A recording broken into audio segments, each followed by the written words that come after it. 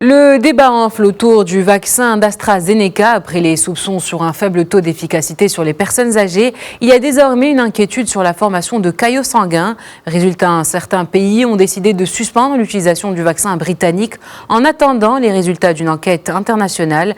C'est le cas de l'Afrique du Sud, de la République démocratique du Congo et de plusieurs pays européens. D'autres maintiennent leur confiance dans le vaccin. C'est notamment le cas du Maroc et du Sénégal, comme on vient de le voir. Nous recevons donc aujourd'hui Abdallah Badou, professeur d'immunologie à la faculté de médecine de Casablanca et accessoirement secrétaire général de la Société marocaine d'immunologie. Bonsoir professeur. Bonjour et merci pour l'invitation. Bonjour. Eh bien, le Comité national scientifique a rendu hier des conclusions sans équivoque sur l'utilisation du vaccin AstraZeneca.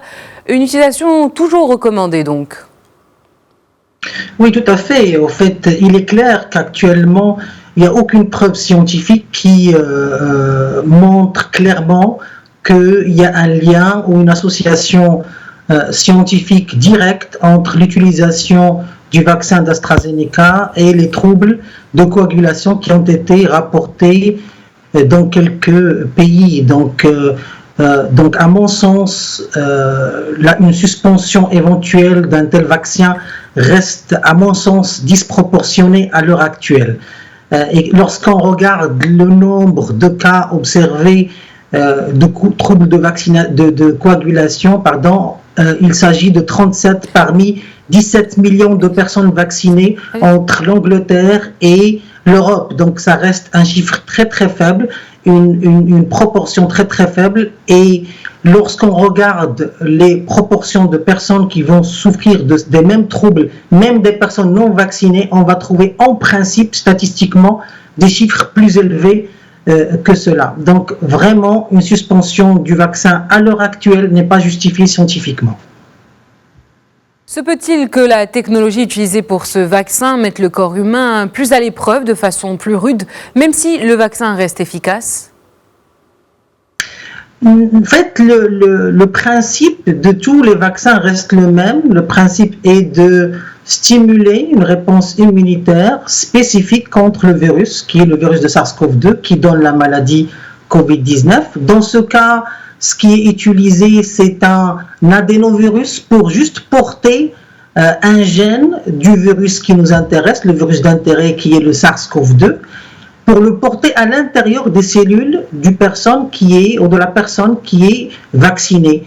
Une fois que ce virus qui ne se multiplie pas et qui ne cause aucune maladie, et donc il apprête le gène à l'intérieur des cellules. Une fois à l'intérieur des cellules, nous avons la production d'une protéine de ce virus-là qui nous intéresse, qui est le SARS-CoV-2. Et en l'occurrence ici, on utilise une protéine qu'on appelle la protéine Spike, parce que c'est cette protéine qui permet au virus SARS-CoV-2 de pénétrer à l'intérieur des cellules. Donc finalement, qu'est-ce qui se passe? C'est que le système immunitaire va développer une réponse immunitaire dans la production des lymphocytes T, mais également la production et principalement des anticorps qui ont la possibilité, la capacité de neutraliser cette protéine spike du virus. Et donc on entraîne le système immunitaire à développer une réponse immunitaire rapide et intense et spécifique vis-à-vis de ce virus-là.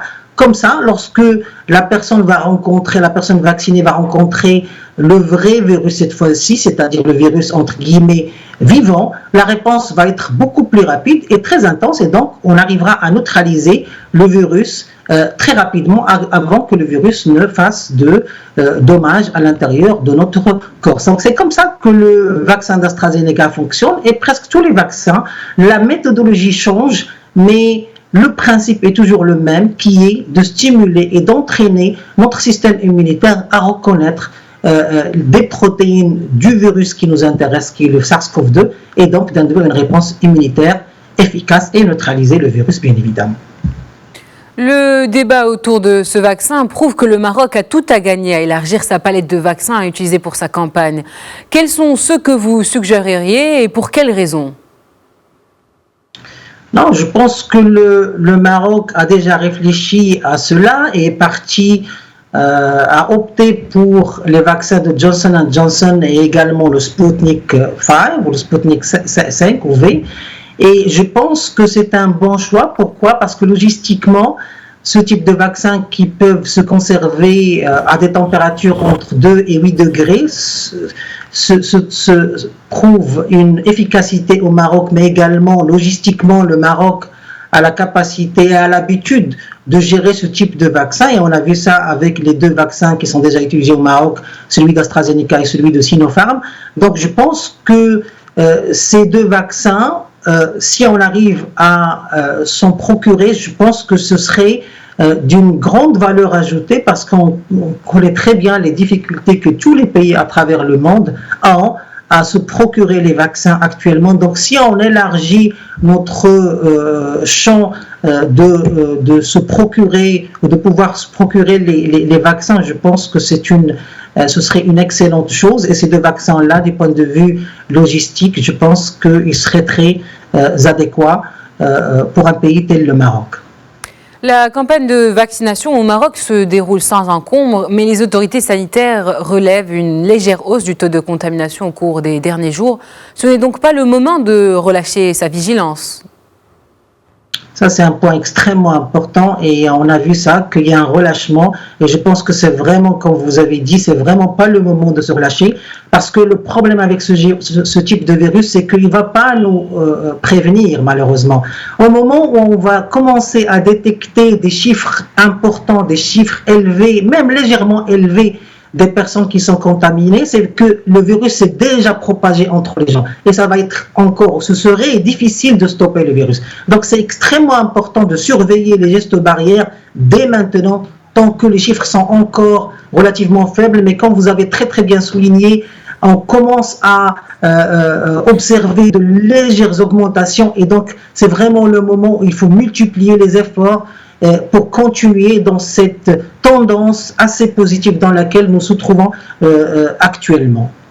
Eh bien, merci Monsieur Abdallah Badou pour ces précieux éclairages. Je rappelle que vous êtes professeur d'immunologie à la faculté de médecine de Casablanca. Merci Monsieur. Merci à vous.